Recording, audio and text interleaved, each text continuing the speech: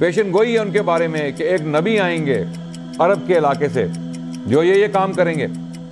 اور وہ پیشن گوئیاں کسی پر فٹ نہیں ہوتی سوائے اللہ کے نبی صلی اللہ علیہ وسلم کے۔ اس کے بعد حضرت عیسیٰ علیہ السلام آئیں گے، اور پھر ایک آخری نبی آئیں گے جب اللہ کا پیغام جو ہے وہ اپنی پیک تک پہنچ جائے گا۔ یہ لوگ یہود و نصارہ پاتے ہیں اللہ کے نبی محمد صلی اللہ علیہ وسلم کو لکھا ہوا مکتوباً عندہم اپنے ساتھ اپنی کتابوں میں، تورات اور انجیل میں ان کا ذکر ہے، یہ دعویٰ کر دیا قرآن نے۔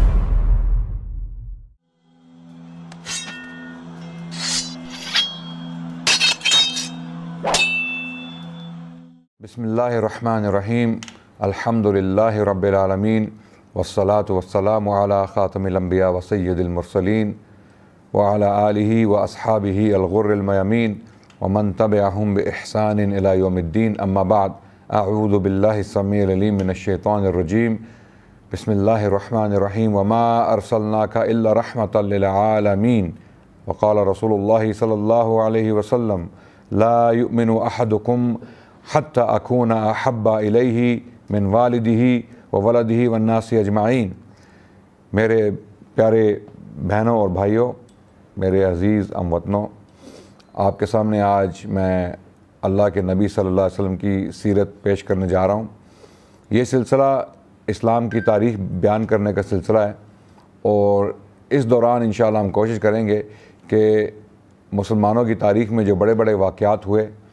ان کے اوپر روشنی ڈالی جائے، اور ہمارا جو جوان طبقہ ہے، جو ہمارے بچے ہیں اسکولوں اور کالجز میں، ان کے لیے خصوصاً، اور باقی تمام بزرگوں کے لیے، اور ہماری جو مسلم عوام ہے اردو سپیکنگ دنیا میں، ان کے لیے عموماً ہم کچھ انفارمیشن مہیا کرنا چاہتے ہیں اسلامی تاریخ پر۔ اسلامی تاریخ پر بہت کم مواد موجود ہے اردو زبان میں ویڈیو کی صورت میں۔ کتابیں تو بہت ساری ہیں، اور آج کل کے دور میں سوشل میڈیا کا دور ہے، اس دور میں کتابیں پڑھنا ہر انسان کے بس کی بات نہیں ہے۔ یہ ممکن ہے کہ ہم فیس بک پیجز اور باقی پیجز، انسٹاگرام پیجز، شاید سینکڑوں پیجز پڑھ لیں، لیکن جب کتاب کھولیں گے تو ہمیں نیند آ جائے گی۔ تو اس کا ایک ہمارے پاس سولوشن یہ ہے کہ ہم لوگوں کے لیے آسانی پیدا کر دیں، اور جو مواد کتابوں میں موجود ہے اس کو ویڈیوز کی صورت میں لوگوں تک پہنچائیں انشاءاللہ۔ تو اس سیریز کا مقصد، اس سلسلے کا مقصد یہی ہے کہ اسلام کی تاریخ میں جو بڑے بڑے واقعات ہوئے ہیں، جو ہمارے بڑے بڑے ہیروز ہیں، جو ہمارے بڑے بڑے علماء، خطباء، بلغاء، نبی صلی اللہ علیہ وسلم کی ذات سے لے کر بعد کے لوگ جو آئے، جنہوں نے بڑی بڑی قربانیاں دیں اور اسلام کے لیے بڑے بڑے کام کیے، ان کی تاریخ کو پڑھنا ہمارے لیے بہت ضروری ہے، کیونکہ آج کل ہمارے بچے جو ہیں وہ دوسرے ہیروز سے بہت متاثر ہیں۔ کچھ لوگوں کے ہیروز جو ہیں وہ فٹ بال سٹارز ہیں، کچھ کے میوزک آرٹسٹ ہیں، کچھ کے ایکٹرز ہیں، اور کچھ کے اسپورٹس مین یا اسپورٹس ویمن ہیں۔ تو ہم چاہتے ہیں کہ ہم ایک متبادل رستہ بھی دکھائیں، جو بھولا ہوا رستہ ہے، ہم بھٹکے ہوئے ہیں راہ سے۔ ہم چاہتے ہیں کہ ہم اپنی مسلمان امت کو عموماً، اور ہمارا جو جوان طبقہ ہے اس کو خصوصاً راہ راست دکھائیں، اسلامی تاریخ بیان کر کے ان کے سامنے، تاکہ وہ دیکھیں کہ ہماری تاریخ میں بہت بڑے بڑے ہیرو گزرے ہیں، انہوں نے بڑے بڑے کام کیے ہیں، اور ان کی یہ قربانیاں جو ہم ضائع نہیں کر سکتے۔ تو اس کا ایک طریقہ یہ ہے کہ ہم ان کی قربانیوں کے بارے میں جانیں، اور پھر دیکھیں کہ کیا ان قربانیوں سے ہم آج کے دور میں فائدہ اٹھا سکتے ہیں، کچھ انسپریشن لے سکتے ہیں۔ تو اس سیریز کا، اس سلسلے کا مقصد یہی ہے کہ اسلام کی تاریخ آپ کے سامنے بیان کی جائے، اور یقیناً سب سے پہلے ہم حضرت محمد صلی اللہ علیہ وسلم، خیر البشر، سید الانبیاء، ان کی سیرت سے شروع کریں گے۔ بہت ساری کتابیں بھی لکھی جا چکی ہیں اس موضوع پہ، بہت سارے علماء نے گفتگو بھی کی ہے۔ ہم کوشش کریں گے کہ ہم مختصراً اللہ کے نبی صلی اللہ علیہ وسلم کی سیرت کو بیان کریں شروع میں، اور اس کے بعد انشاءاللہ خلفائے راشدین کی زندگیوں پر روشنی ڈالیں، اور پھر اس کے بعد کے جو تاریخی واقعات ہیں ان کی طرف بڑھتے چلیں، اور جو اسلامی تہذیب ہے جو خلفائے راشدین کے دور کے بعد شروع ہوئی، جو بنو امیہ کا دور ہے، بنو عباس کا دور ہے، یا اس کے بعد کے جو ادوار ہیں ان کے اوپر انشاءاللہ تفصیل سے روشنی ڈالنے کی کوشش کریں گے تاکہ آپ لوگ اسلامی تاریخ سے آگاہ ہو سکیں اور اس سے انسپریشن لے سکیں۔ تو ہم شروع کرتے ہیں اللہ کے نبی صلی اللہ علیہ وسلم کی سیرت سے۔ نبی صلی اللہ علیہ وسلم کی ذات کو جاننا ہمارے لیے کیوں ضروری ہے؟ ایک شخص صلی اللہ علیہ وسلم جو آج سے 1400 سال پہلے زندہ تھے، عرب کے علاقے میں، عرب مکے کی سنگلاخ پہاڑیوں کے درمیان ان کی پیدائش ہوئی مکے کے شہر میں، اور آج بھی اگر آپ مکے جائیں تو آپ دیکھیں گے کہ مکے کے آس پاس جو ہے وہ بنجر علاقہ ہے، وہاں پر کاشتکاری نہیں ہو سکتی۔ تو ایک بنجر علاقے میں، ایک سنگلاخ پہاڑوں کے خطے میں اللہ سبحانہ تعالیٰ نے اس نبی کو پیدا کیا۔ اول تو ہم یہ دیکھیں گے کہ ان کی اہمیت، اللہ کے نبی صلی اللہ علیہ وسلم کی اہمیت جو ہے وہ کیا پہلے بھی بیان ہوئی، کیا ان کے بارے میں کچھ پہلے بھی پیشن گوئیاں کی گئیں، یا ان کی پیدائش ایک شوق کی صورت میں دنیا کے سامنے آئی کہ ایک دم ایک نبی پیدا ہو گیا اور انہوں نے نبوت کا دعویٰ کر دیا۔ اور آپ کو یہ بات بتاتا چلوں کہ جن لوگوں نے نبوت کے دعوے کیے اللہ کے نبی صلی اللہ علیہ وسلم کے بعد، ان کی نبوتیں جو ہیں وہ جھوٹی نبوتیں، وہ شوق کی صورت میں دنیا کے سامنے آئیں، وہ ایک دم نبی نبوت کا دعویٰ کر دیا، نہ ان کے پیچھے کوئی پیشن گوئیاں تھیں، وہ تو ہو ہی نہیں سکتی تھی، کیونکہ اللہ کے نبی صلی اللہ علیہ وسلم نے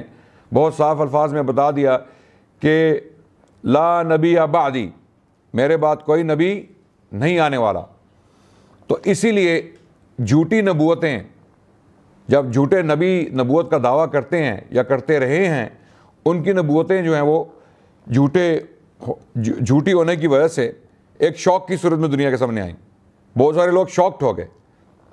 لیکن اللہ کے نبی صلی اللہ علیہ وسلم کی نبوت ایسی نبوت تھی جو سچی نبوت تھی، یقیناً الحمدللہ ہمارا اس پر ایمان ہے، اور اس کے بارے میں بہت ساری پیشن گوئیاں پہلے بھی موجود تھیں جن کی طرف قرآن نے بھی اشارہ کیا۔ یہاں تک قرآن میں کہا گیا اعوذ باللہ من الشیطان الرجیم یعرفونہ کما یعرفون ابناءہم، یہ لوگ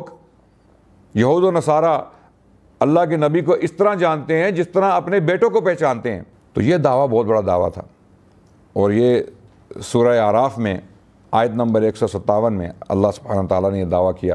قرآن نازل کیا، اور قرآن میں اللہ نے یہ فرمایا اعوذ باللہ من الشیطان الرجیم بسم اللہ الرحمن الرحیم یجدونہ مکتوبا عندہم فی التوراۃ والانجیل، یہ لوگ یہود و نصارہ پاتے ہیں اللہ کے نبی محمد صلی اللہ علیہ وسلم کو لکھا ہوا مکتوباً عندہم، اپنے ساتھ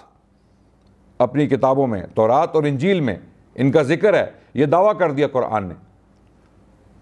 تو یہ دعویٰ جو اللہ کے نبی صلی اللہ علیہ وسلم نے نبوت کا کیا، یہ کوئی اپنی سوچ کے مطابق نہیں کیا، یہ اللہ نے ان کے اوپر وحی نازل کی اور ان کو بتایا کہ آپ اللہ کے نبی ہیں۔ اور اسی لیے ہم نے یہ دیکھنا ہے کہ کیا اللہ کے نبی محمد صلی اللہ علیہ وسلم کے بارے میں پیشن گوئیاں ہیں، اور بہت ساری ہیں۔ مثال کے طور پہ اگر آپ آج بھی جس کو ہم بائبل کہتے ہیں، کتاب مقدس، مسیحیوں کے ہاں اس کتاب کا نام ہے کتاب مقدس، اور ہمارا مسلمان ہونے کی حیثیت سے یہ عقیدہ ہے، بلکہ ہم مانتے ہیں، ہمارے اکثر علماء اس بات سے اتفاق کرتے ہیں کہ بائبل یا کتاب مقدس عہد قدیم اور عہد جدید، بائبل کے دو حصے ہیں، کتاب مقدس کے دو حصے ہیں۔ عہد قدیم جو ہے وہ یہودیوں کی کتابوں پر مبنی ہے، اور عہد جدید جو ہے وہ عیسائی یا مسیحی یہ دعویٰ کرتے ہیں کہ یہ کتابیں حضرت عیسیٰ علیہ السلام کے بارے میں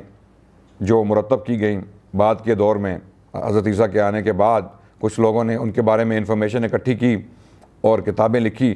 تو اس کو عہد جدید کے نام سے پیش کیا گیا، اور اس کو بعد میں صحیفوں کا، خدائی صحیفوں کا، وحی کا درجہ دے کے بائبل کے ساتھ ملا کے، یعنی عہد قدیم کے ساتھ ملا کے مسیحیوں کے لیے جو ہے کتاب مقدس جو ہے وہ پیش کی گئی۔ تو اس کے دو حصے ہیں، دونوں حصوں میں ایک آنے والے نبی کی پیشن گوئی کی گئی ہے۔ تو ہمارا عقیدہ یہ کہ کچھ چیزیں، کچھ انفارمیشن ایسی ہے ان کتابوں میں جو سچی ہے، جو وحی پر مبنی ہے۔ یقیناً انبیاء نے وہ انفارمیشن جو ہے وہ دی تھی لوگوں کو، اور وہ کسی صورت میں بچا کر ان صحیفوں تک پہنچ گئی۔ لیکن جو زبان ہے ہمارے پاس، جس زبان میں ہمیں یہ صحیفے ملتے ہیں، جو سب سے قدیم زبانیں ہیں، وہ عبرانی زبان ہے عہد قدیم کے لیے اور یونانی زبان ہے عہد جدید کے لیے. دونوں زبانیں انبیاء کی بولی نہیں تھیں، اور اسی لیے ہم کہتے ہیں کہ قرآن اللہ کی خالص کتاب ہے. قرآن عربی زبان میں ہے، اور یہ وہی عربی زبان ہے جس میں اللہ سبحانہ و تعالیٰ نے اس کتاب کو نازل کیا. یہ وہی الفاظ ہیں جو اللہ کا کلام ہے، جو جبرائیل علیہ السلام لے کر آئے اور اللہ کے نبی صلی اللہ علیہ وسلم نے ان سے یہ الفاظ حاصل کیے وحی کی صورت میں اور پھر امت تک پہنچائے. یہ وہی الفاظ ہیں جو اللہ نے نازل کیے ہیں. تو ہم کانفیڈنس کے ساتھ قرآن کو پڑھ سکتے ہیں کہ یہ وہی الفاظ ہیں جو اللہ سبحانہ و تعالیٰ نے بیان کیے. یہ دعویٰ عہد قدیم اور عہد جدید کے بارے میں نہیں کیا جا سکتا. انفارمیشن ہے جو وحی پر مبنی ہے، جو اپنی تبدیل شدہ حالت میں موجود ہے، لیکن تمام کے تمام صحیفے یہودیوں اور نصرانیوں کے وہ اپنی اصلی حالت میں نہیں ہیں، کیونکہ گریک زبان، یونانی زبان جو ہے وہ حضرت عیسیٰ علیہ السلام کی زبان نہیں تھی. تو ہمارے پاس جو قدیم تر انفارمیشن حضرت عیسیٰ علیہ السلام کے بارے میں موجود ہے وہ یونانی زبان میں ہے. تو اب میرا یہ بات کرنے کا مقصد کیا ہے؟ مقصد یہ ہے کہ تبدیل شدہ حالت میں بھی عہد قدیم میں اور عہد جدید میں کچھ ایسی انفارمیشن موجود ہے جو اوریجنلی اصلاً انبیاء سے آئی اور ترجمے کی صورت میں آگے تک جو ہے منتقل ہوئی، اور وہ اب تک موجود ہے، ہم تک پہنچ چکی ہے. تو یہ کون سی انفارمیشن جس کی طرف میں اشارہ کر رہا ہوں؟ بہت ساری انفارمیشن ہے، بہت ساری ٹیچنگز ہیں، بہت ساری تعلیمات ہیں عہد قدیم اور عہد جدید میں. جو کتاب مقدس ہے یہودیوں اور نصرانیوں کی، اس میں ایسی تعلیمات موجود ہیں جو بالکل اسلام کے ساتھ مماثلت رکھتی ہیں، اسلام سے ملتی ہیں. ان میں وہ تعلیمات بھی ہیں جو ایک نبی کی پیشن گوئی کر رہی ہیں، ایک آنے والے نبی کی پیشن گوئی کر رہی ہیں. مثال کے طور پہ ڈیٹرونمی، دا بک آف ڈیٹرونمی، تثنیہ کی کتاب، اس میں باب نمبر 33 آیت نمبر 2 میں 3 لوکیشن کا ذکر کیا گیا ہے. ایک لوکیشن ہے سائنائے، سینا کا پہاڑ جو مصر میں ہے. دوسری لوکیشن جو ہے وہ سعیر کا پہاڑی سلسلہ ہے جو فلسطین میں ہے. اور تیسری لوکیشن ہے فاران، جس کا ذکر کیا گیا ہے اس آیت میں. تثنیہ کی کتاب ڈیٹرونمی 33:2 باب نمبر 33 آیت نمبر 2، اس میں ذکر کی گیا 3 لوکیشنز کا. تو یہاں پر 3 لوکیشنز جو بیان کی گئیں، ان میں آپ اگر دیکھیں، غور کریں، تو سب سے پہلے تو سینا کا پہاڑ، طور سینا جس کو ہم کہتے ہیں، جس کا ذکر قرآن میں بھی آیا ہے، اس کا تعلق حضرت موسیٰ علیہ السلام کی لیگیسی سے ہے. پھر اس کے بعد دوسری لوکیشن جو ہے وہ سعیر کا پہاڑی سلسلہ فلسطین میں، اس کا تعلق حضرت عیسیٰ علیہ السلام کے مشن سے ہے. اور تیسری لوکیشن فاران جو ہے وہ کہاں پر ہے؟ یہ سوال اٹھتا ہے کہ وہ کہاں پر ہے. فاران وہی خطہ ہے، وہی پہاڑی سلسلہ ہے جہاں پر مکہ کا شہر ہے. اور اس کی طرف اشارہ جو ہے وہ کتاب مقدس کی پہلی کتاب جینیسس میں بھی ہوتا ہے، جہاں پر حضرت ابراہیم علیہ السلام کا واقعہ موجود ہے. باب نمبر 21 میں بتایا گیا کہ حضرت ابراہیم علیہ السلام نے حضرت اسماعیل علیہ السلام کو ان کی والدہ سمیت جو ہے اس فاران کے خطے میں لا کر چھوڑ دیا. اور یہ وادی کون سی وادی ہے؟ یہ مکے کی وادی ہے، جہاں پر چاہے زمزم کا کنواں جو ہے وہ بن گیا. ایک معجزے کے طور پر اللہ سبحانہ تعالیٰ نے یہ کنواں بنا دیا. تو یہ ساری پیشن گوئیاں موجود ہیں. لیکن فاران کے علاقے کا ذکر کرنے کا مقصد کیا ہے؟ دوسری لوکیشنز کے ساتھ یہ بتانا ہے کہ پہلے موسیٰ علیہ السلام آئیں گے، اس کے بعد حضرت عیسیٰ علیہ السلام آئیں گے، اور پھر ایک آخری نبی آئیں گے جب اللہ کا پیغام جو ہے وہ اپنی پیک تک پہنچ جائے گا. اور اگر جب آپ الفاظ پر غور کریں گے، تثنیہ کے الفاظ پر، اس آیت میں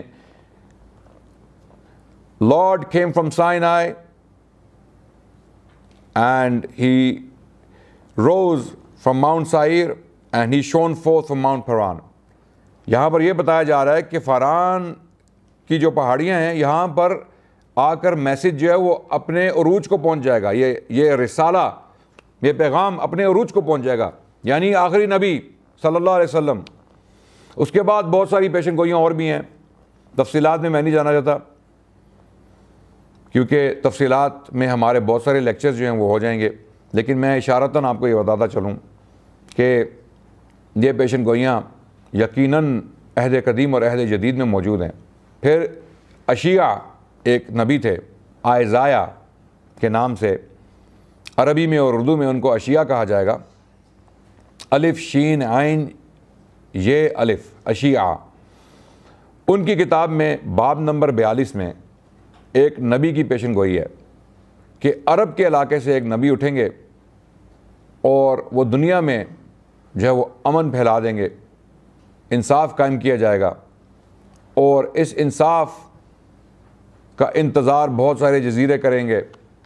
اور وہ لوگوں کو ظلمات سے نکال کے نور کی طرف لائیں گے، اور لوگوں کو جیل خانوں سے نجات دلائیں گے، جو روحانی جیل خانے جن میں لوگ بند ہیں، اور بت پرستوں کو شرمسار کریں گے، اور ایک نیا قانون، ایک نیا ضابطہ حیات لے کر آئیں گے، اور ان کا تعلق جو ہے وہ کیدار کی آبادیوں سے ہوگا۔ یہ آیت نمبر 11 میں صریحتاً لکھا ہوا ہے کہ ان کا تعلق کیدار کی جو آبادیاں ہیں ان سے ہوگا۔ اب کیدار کون ہے؟ کیدار جو حضرت اسماعیل علیہ السلام کے بیٹوں میں سے ہیں، دوسرے بیٹے ہیں۔ نبت پہلے بیٹے تھے، دوسرے بیٹے کا نام کیدار تھا۔ اور جب ہم اللہ کے نبی صلی اللہ علیہ وسلم کی جینیالوجیز، ان کا شجرہ مبارک، شجرہ نسب جو اللہ کے نبی صلی اللہ علیہ وسلم کا ہے، اس کو اٹھا کے پڑھیں گے تو ہمیں نظر آئے گا جو شجرہ نسب اللہ کے نبی صلی اللہ علیہ وسلم کا ہم تک پہنچا ہے، اس کی دو سورسز ہیں، ایک سیرت ابن اسحاق میں ہے، اور دوسرا جو شجرہ نسب وہ بیان کیا ہے محمد بن سعد۔ دونوں تقریباً علماء دوسری صدی ہجری میں ان کی وفات ہوئی، دونوں کی، محمد بن اسحاق کی اور محمد بن سعد دونوں کی۔ انہوں نے سیرت پر بڑا کام کیا اور بڑا مواد اللہ کے نبی صلی اللہ علیہ وسلم کے بارے میں اکٹھا کیا اپنے اساتذہ سے، اور ان کی وفات دونوں کی دوسری صدی ہجری کی ہے۔ تو ان دونوں نے شجرہ نسب اللہ کے نبی صلی اللہ علیہ وسلم کا جو ہے وہ جمع کیا، اور ایک شجرہ جو ہے وہ حضرت کیدار تک پہنچتا ہے۔ یعنی کیدار جو ہیں وہ حضرت محمد صلی اللہ علیہ وسلم کے 60ویں باپ، یعنی 60 نمبر پہ ہیں، حضرت اسماعیل کی اولاد میں سے ہیں، دوسرا بیٹا ہے ان کا۔ تو اس سے یہ پتہ چلتا ہے کہ حضرت اسماعیل تک جو نبی صلی اللہ علیہ وسلم کا سلسلہ پہنچتا ہے، اس کی ایک جینیالوجی، ایک شجرہ نسب جو ہے وہ کیدار کے تھرو، ان کے ذریعے حضرت اسماعیل تک پہنچتا ہے۔ حضرت محمد صلی اللہ علیہ وسلم کا حکم تھا کہ میرا جو شجرہ نسب ہے وہ عدنان تک بیان کرو۔ عدنان سے اوپر جو ہے اس کے اوپر علماء کا اتفاق نہیں ہے، اور اللہ کے نبی صلی اللہ علیہ وسلم نے خود یہ جو ہے ایک انسٹرکشن دی کہ عدنان سے اوپر شجرہ نسب بیان نہ کیا جائے۔ لیکن جن علماء نے عدنان سے اوپر شجرہ نسب بیان کیا، انہوں نے اس لیے کیا کہ لوگوں تک جو موجودہ انفارمیشن ہے وہ پیش کر دی جائے۔ بے شک لوگ اس کو نہ مانیں، اس پر یقین نہ کریں، کیونکہ عدنان سے اوپر جو شجرہ نسب ہے اس میں اختلاف ہے، شدید اختلاف ہے۔ جو اہل نسب ہیں، جو انساب کے ماہر تھے، جو عرب دنیا میں عربوں کے ہاں نسب جو حفظ کرتے تھے، ان کے ہاں اختلاف تھا، اس وجہ سے اس کو چھوڑ دیا گیا۔ لیکن کچھ علماء نے اس کو بیان کیا۔ اس کی وجہ یہ تھی کہ لوگوں تک یہ انفارمیشن پہنچائی جائے کہ یہ انفارمیشن بھی موجود ہے، ضروری نہیں ہے کہ اس پر یقین کیا جائے، اس کو مانا جائے۔ تو اس میں کوئی شک نہیں ہے، یہ صحیح روایات سے ثابت ہے کہ حضرت محمد صلی اللہ علیہ وسلم حضرت اسماعیل علیہ السلام کے ڈائریکٹ ڈسینڈنٹ تھے، ان کی اولاد تھے براہ راست۔ یعنی حضرت محمد صلی اللہ علیہ وسلم کا شجرہ نسب جو ہے وہ حضرت اسماعیل تک پہنچتا ہے، یہ صحیح روایات سے ثابت ہے۔ تو یہاں تک کہا گیا اس پیشن گوئی میں، اشیاء کی کتاب میں باب نمبر 42 آیت نمبر 11 میں ہے کہ کیدار کے جو گاؤں ہیں ان کو خوشیاں منانی چاہیے، پہاڑوں پر چڑھ کے پہاڑوں سے ایک نیا جو ہے وہ ایک نیا کلام جو ہے وہ گانا چاہیے۔ اب کیدار کے لوگ کہاں پر بستے تھے؟ وہ عرب میں بستے تھے، اس کا بھی ذکر عہد قدیم میں موجود ہے۔ اسی کتاب میں، اشیاء کی کتاب میں باب نمبر 21 میں موجود ہے، آیت نمبر 13 میں، کہ کیدار کے جو لوگ تھے وہ عرب میں تھے، تو یہ پیشن گوئی عرب کے بارے میں۔ عرب سے تو کوئی ایسا نبی نہیں آیا جس نے پوری دنیا میں امن پھیلا دیا ہو، جس نے بت پرستوں کو شرمسار کیا ہو، جس نے لوگوں کو جیل خانوں سے، ڈنجن سے نکال کے، ظلمات سے نکال کے نور کی طرف لایا ہو۔ تو ایسا تو کوئی نبی نہیں آیا عرب سے سوائے اللہ کے نبی صلی اللہ علیہ وسلم محمد رسول اللہ کے۔ اور ان کے بارے میں جو نشانیاں بیان کی گئی ہیں اس باب میں، باب نمبر 42 میں اشیاء کی کتاب میں، آپ خود اگر پڑھیں گے تو آپ حیران ہو جائیں گے کہ ان نشانیوں کو پڑھنے کے باوجود یہود و نصارہ اللہ کے نبی صلی اللہ علیہ وسلم کا انکار کس طرح کر سکتے ہیں؟ یہ ایک ڈائریکٹ پیشن گوئی ہے ان کے بارے میں کہ ایک نبی آئیں گے عرب کے علاقے سے جو یہ کام کریں گے، اور وہ پیشن گوئیاں کسی پر فٹ نہیں ہوتی سوائے اللہ کے نبی صلی اللہ علیہ وسلم کے۔ تو اسی لیے یہ اللہ نے دعویٰ کیا قرآن میں کہ ان کے پاس پیشن گوئیاں ہیں جہاں پر اللہ کے نبی کا ذکر ہے، اور بہت ساری تفصیلات ہیں، بہت ساری پیشن گوئیاں ہیں۔ اس کے اوپر میں خود ایک ٹیم کے ساتھ کام کر رہا ہوں اسی موضوع پر، اور ہم نے ایک کتاب مرتب کی ہے، اس کا ٹائٹل ہے ابراہیم فلفلڈ، یعنی ابراہیم کی تکمیل ابراہیم علیہ السلام۔ اس کتاب میں ہم نے وہ سارے دلائل دیے ہیں عہد قدیم اور عہد جدید سے جو اللہ کے نبی صلی اللہ علیہ وسلم کی طرف اشارہ کرتے ہیں، جو پیشن گوئیاں اللہ کے نبی صلی اللہ علیہ وسلم کے بارے میں ہیں۔ نئی ریسرچ کو سامنے رکھتے ہوئے ہم نے یہ کتاب مرتب کی ہے۔ اس کے 3 مصنف ہیں بشمول میرے اساجز کے، اور انشاءاللہ یہ کتاب انگلش میں پبلش ہو جائے گی بہت جلد، اور اس کے بعد انشاءاللہ ہم کوشش کریں گے کہ اس کا اردو اور عربی میں بھی ترجمہ کیا جائے۔ تفصیلات اس کتاب میں آپ کو ملیں گی انشاءاللہ۔ آگے چلوں، عہد جدید میں بھی جو انفارمیشن حضرت عیسیٰ علیہ السلام کی طرف منسوب کی گئی، بعد کے لوگوں نے جو کتابیں لکھی ان کے بارے میں، اور پھر کچھ انفارمیشن حضرت عیسیٰ علیہ السلام کی طرف منسوب کی گئی کہ یہ حضرت عیسیٰ علیہ السلام کا کلام ہے، اس میں بھی یوحنا کی انجیل میں پیشن گوئیاں ہیں کہ حضرت عیسیٰ علیہ السلام نے فرمایا کہ بہت ساری چیزیں جو میں تمہیں بتانا چاہتا ہوں لیکن ابھی وقت نہیں آیا، میرے بعد ایک سچی روح آئے گی، وہ تم سب کو یہ چیزیں بتائے گی، وہ پیشن گوئیاں کرے گی، وہ میرے بارے میں اچھی باتیں کہیں گے اور میرے کام کی تکمیل ہوگی۔ تو یہ کون تھے؟ حضرت عیسیٰ کا مشن اس کا مطلب ہے پورا نہیں ہوا علیہ السلام، انہوں نے پیشن گوئی کی کہ میرے بعد بھی کوئی آئے گا جس نے آ کے یہ کام پورا کرنا ہے۔ اب مسیح جو ہے وہ بضد ہیں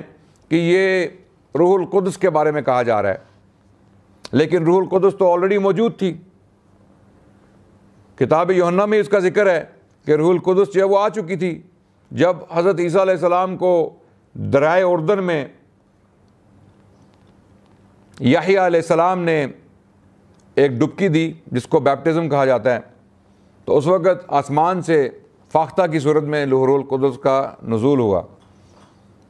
تو حضرت عیسیٰ تو کسی اور روح کی بات کر رہے ہیں،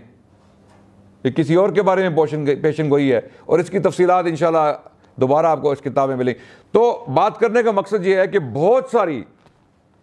زبردست صاف ستھری پیشن گوئیاں جو ہیں وہ موجود ہیں عہد قدیم اور عہد جدید میں، یہود و نصارہ کی کتابوں میں، کہ ایک نبی آئیں گے جو یہ کام کریں گے، اور پھر وہی ہوا۔